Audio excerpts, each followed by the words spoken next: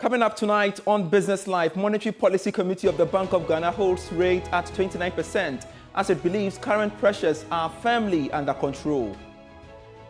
Aggressive liquidity management operations. Given these considerations, the committee decided to maintain the monetary policy rate at 29%. Meanwhile, the central bank has introduced additional measures to deal with the cedi depreciation, including taking over foreign exchange obligations of some banks and companies. The bank has worked with the Ghana Association of Banks to streamline documentation requirements for foreign payments to minimize the incentives to resort to the informal markets. Plus, Vice President Dr. Mahmoud Bawumia vows to realign government's expenditure towards the private sector with the hope of bringing down expenditure between 3 to 5% of GDP in the next 4 years. Realign government expenditures towards the private sector. My view is that government tries to do too much.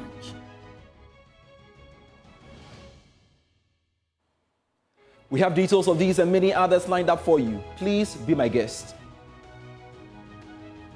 Governor of the Bank of Ghana, Dr. Nes Addison, said that the current pressures are under control and there will not be the need for further hikes to control the situation. On general macroeconomic conditions, the committee was of the view that while implementation of policies at the macro and structural reform level are consistent and align well with the tenets of the IMF-supported program, there is the need to ensure that the recent depreciation of the currency does not become embedded into the pricing behavior of businesses and on inflation expectations. The strong build-up of about $2 billion since the beginning of the IMF program, the strong disinflation process, the significant progress on fiscal policy consolidation, the positive current account balances, and the good progress on external debt restructuring process have all worked in concert to deliver enough buffers to support the exchange rate. The latest forecast shows a slightly elevated exchange rate pressures and adjustments. However, the projections show that inflation will remain within the monetary policy consultation clause of 13 to 17% at the end. These forecasts are contingent on sustaining the tight monetary policy stance, including aggressive liquidity management operations. Given these considerations, the committee decided to maintain the monetary policy rate at 29%. Now, the Bank of Ghana also announced some additional measures it believes will go a long way to deal with the cedi depreciation. Key among them is taking over the foreign exchange payments of some banks and big corporate institutions. The bank's reserve at end April 2024 currently stands at 3 months of import cover. The exchange rate pressures witnessed in recent weeks reflect a weakening of the current account surplus due to higher import demand, lower export revenue, especially a sharp fall in cocoa export earnings. The foreign exchange market pressures also reflect robust public spending on IPP arrears payment and capital expenditure outlays. There are also indications of increased pressures from importers diverting foreign exchange demand requirements into informal markets, increasing speculative demand for foreign exchange. The Bank of Ghana, however, has adequate reserves to manage these shocks to the foreign exchange market, having added over $600 million to the current foreign exchange reserve levels over the first 5 months of the year.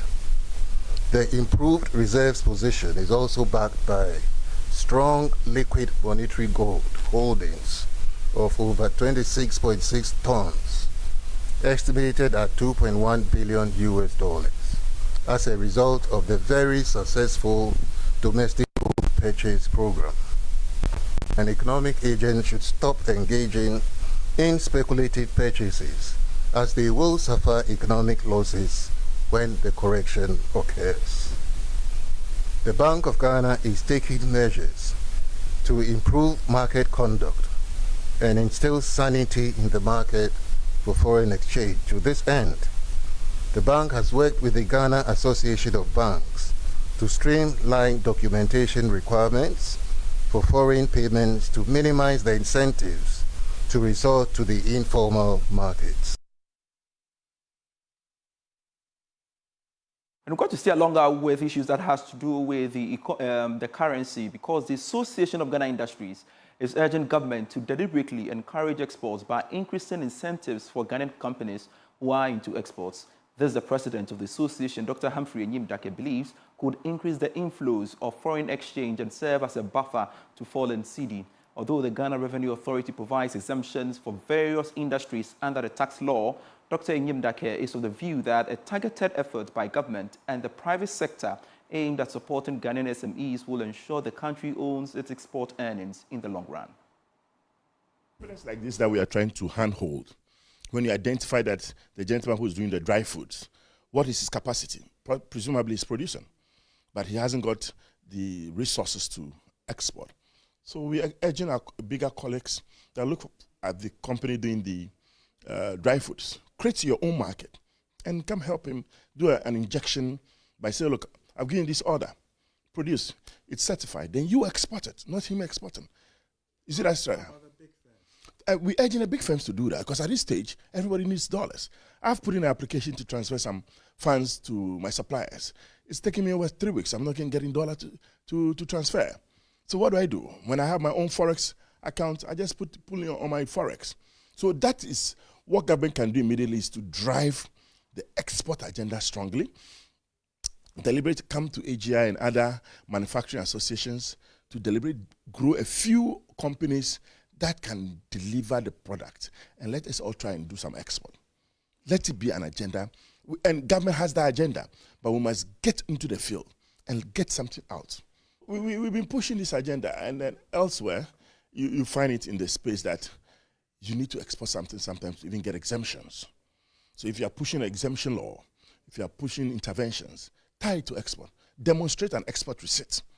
When you do that, you deliberately force all the big companies that are seeking exemptions and for 1D, 1F, for any intervention, deliberately say, look, I expect an export receipt from you for this receipt. They will develop it.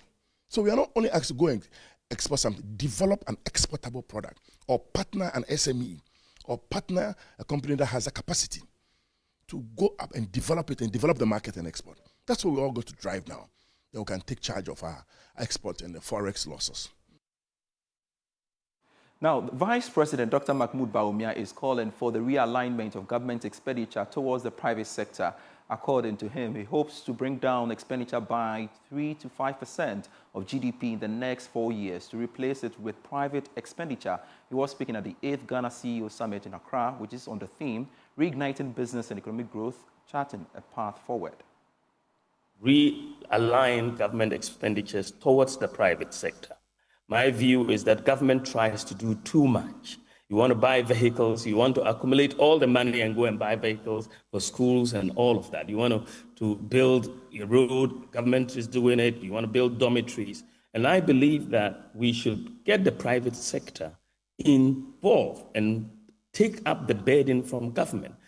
So many projects properly structured will get the private sector involved. One of the things about the digitalization drive that I have led, which I have learned a lot from, is that if properly structured, the private sector will do it. Most of the things that we have done in the digital space has been through the private sector, whether it's the Ghana card, where you have the upfront loading by the private sector, and then they make a fee, whether it's the same thing with the digital address system, the networking of the hospitals, Ghana.gov, all of these things have been spearheaded. So government is not uploading and spending upfront. And I want us to apply this model. My view, as I've stated, is that let us bring down government expenditure between 3 to 5% of GDP in the next 4 years.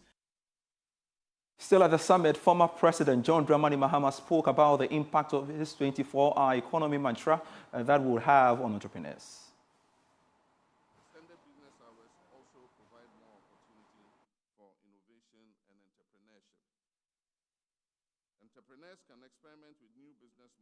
services that cater to nighttime economies, such as late-night delivery services, entertainment avenues, 24-hour retail stores, including 24-hour operation of fuel stations.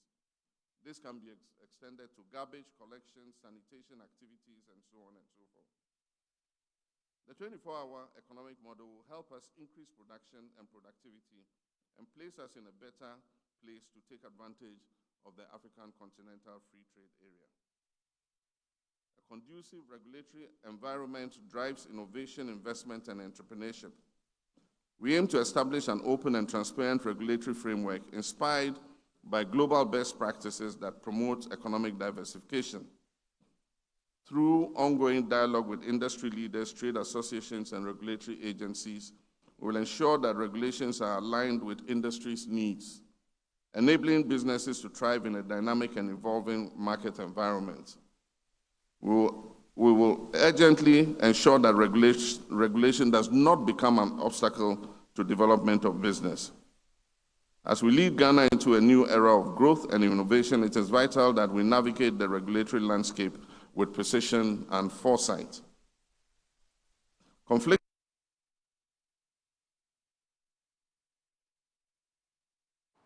Away from the 8th Ghana CEO Summit, Director of Studies and Training at the National Banking College, Dr. Stephen Enchi, is cautioning financial institutions to put in place good corporate governance system.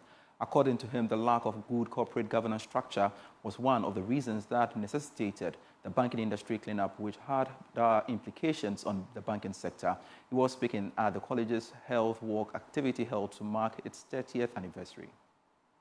The National Banking College, the specialized professional training institution for bankers, is celebrating its 30th anniversary since its inception. As part of activities to mark this celebration, members of the college embarked on a health walk and other exercises. In an interview, Director of Studies and Training at the National Banking College, Dr. Stephen Enchi, cautioned financial institutions to put in place good corporate governance systems to safeguard their operations. The cleanup came about as a result of, among other things, corporate governance issues.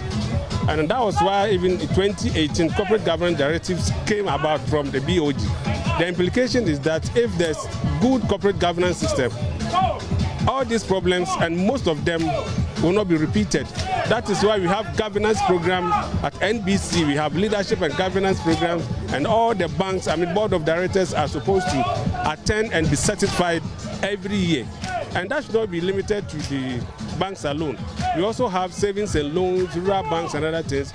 If they all join, what will happen is that what happened will not be repeated. Head of IT at the National Banking College, Nana Bobie Safo, explained the day's activity and its intended impact. So the college was set up in 1994. So now we are 30 years, and then we have as our theme 3 decades of resilience, and then navigating the future of banking education together.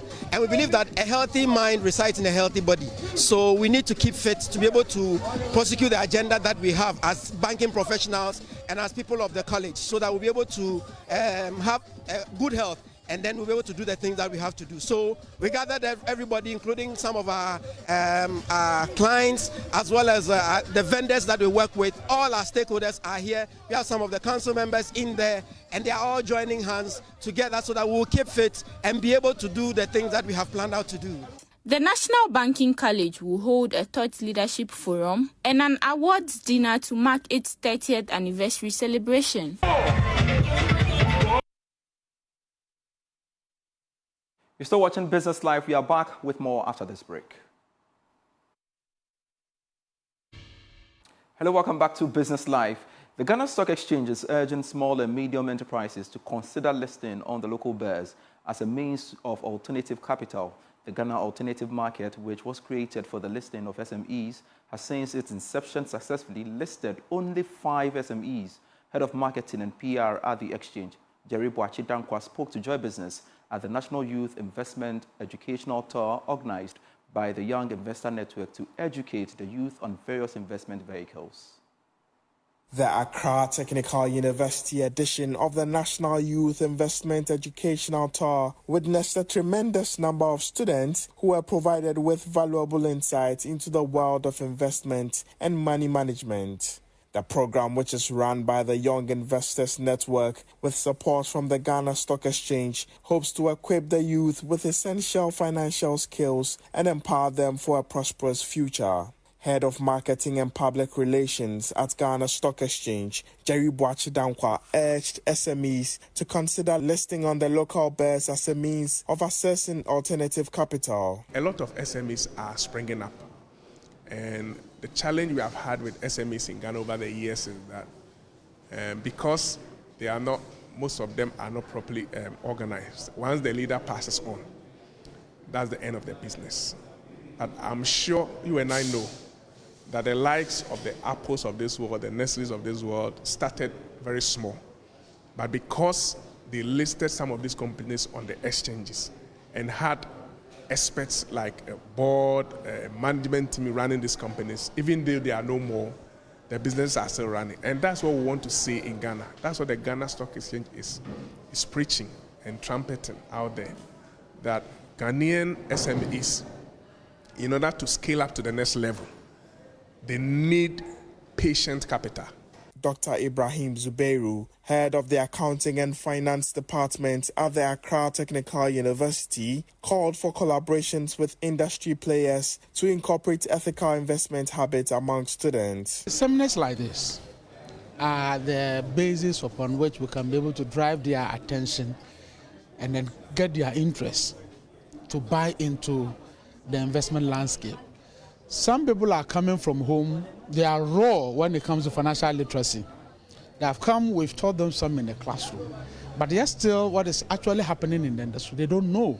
So when we carry out a seminar like this, having industry players speaking to them, they get to understand what is happening, how they will invest, where they will invest. The Chancellor of the University of Cape Coast, Sir Sam Jonah, is calling on the government to be intentional about investments made into the horticultural sector through the improvement of infrastructure. According to him, this could enhance competitiveness of exports and ensure food security. He was speaking at the launch of the Ghana Horticultural Expo by the Federation Association of Ghanaian Exporters. Here's a report. The Ghana Horticultural Expo, launched by the Federation Association of Ghanaian Exporters, will focus on deliberations to unlock the potentials of the horticultural sector. In 2023, the agricultural sector contributed $495 million to total revenue from non-traditional exports. This, stakeholders in the horticultural sector believe, could increase significantly with the right investments.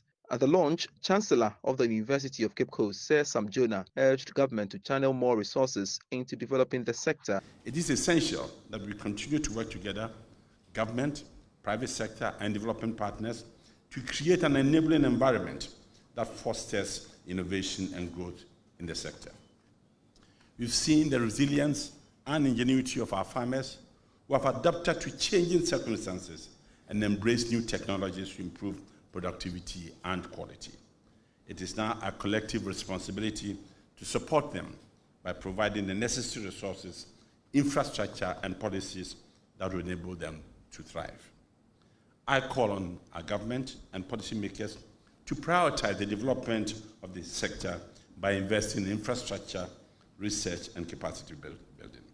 By doing so, we can reduce post-harvest losses, ensure food safety, and enhance the competitiveness of our exports. Additionally, we must streamline regulatory processes and create favorable conditions for trade both within Africa and globally. President of the Federation Association of Ghanaian Exporters, Davis Kojo, added that the sector is plagued with many challenges that is hindering its competitiveness in the sub-region. Several challenges currently hinder the sector from realizing its full potential are below, including an unfavorable regulatory environment characterized by a lack of coordination among relevant public agencies and cumbersome LOC requirements, inadequate levels of investment, limited emphasis on product development, difficulty in assessing suitable financing options, insufficient recognition of the sector's potential, challenges in meeting international quality standards, lack of comprehensive information, and access to new markets. Stakeholders in the horticultural sector were urged to adopt best practices and explore innovative solutions that will drive the sector forward. Thanks so much for watching Business Live with me, Pious, Kojo, Backah. For more stories, feel free to log on to myjoyonline.com/business. Monetary Policy Committee of BoG keeps policy rate at 29%. Also on that portal, CD depreciates 14.6% to dollar as of May 2024. That's according to the Bank of Ghana. More stories on myjoyonline.com/business. See you same time tomorrow. Bye.